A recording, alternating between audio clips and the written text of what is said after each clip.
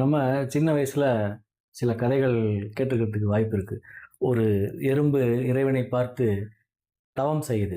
தவம் செய்து வரம் கேட்குது. நான் கடித்து சாக வேண்டும் அப்படின்னு இறைவன்ட்ட வரம் கேட்கும்போது, இறைவன் அப்படியே ஆகட்டும் ததாஸ்து அப்படின்னு வரம் கொடுத்துட்றாரு.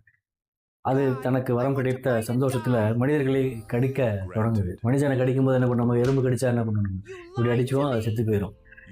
இறைவன் வரம் இப்படி கொடுத்துட்டானே அப்படின்னு சொல்லிட்டு அது மேலே மேலே போயிட்டு இறைவனோட அது வாக்குவாதம் பண்ணுது. நான் கேட்ட வரம் என்ன, என்கிட்ட நீங்கள் பொய் சொல்லிட்டீங்க, நான் கடித்து நானே செத்து போயிட்டேன் அப்படின்னு. அதுக்கு இறைவன் சொல்கிறான், நீ கேட்ட வரம் என்ன, நான் கடித்து சாக வேண்டும் தான் நீ கேட்ட, நீ கடித்து மற்றவர்கள் சாகணும்னு நீ கேட்கலையே அப்படின்னு சொல்லிட்டு இறைவன் அதுக்கு பதில் சொல்கிறதா ஒரு கதை உண்டு.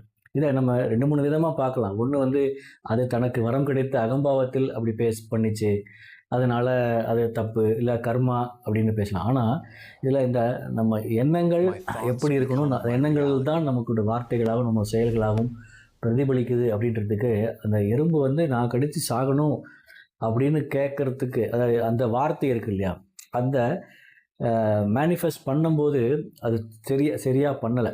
அதுக்கு ஒரு ஆன்மீக புரிதல் இருந்தால் தான் நம்ம இறைவனிடத்தில் இறைவனே வரம் கொடுத்தாலும் அதை சரியான முறையில் நம் எண்ணங்களும் அதற்கேற்ற செயல்களும் இருந்தால் நம் வாழ்க்கை மிகவும் சிறப்பாக இருக்கும். இதற்கெல்லாம் ஒரு ஆன்மீக புரிதல் இருக்கணும். நமக்கு ஒரு ஆன்மீக தெளிவு, மனத்தெளிவு இருந்தால் மிகவும் சுலபமாக இதை நம்ம அடைய முடியும்.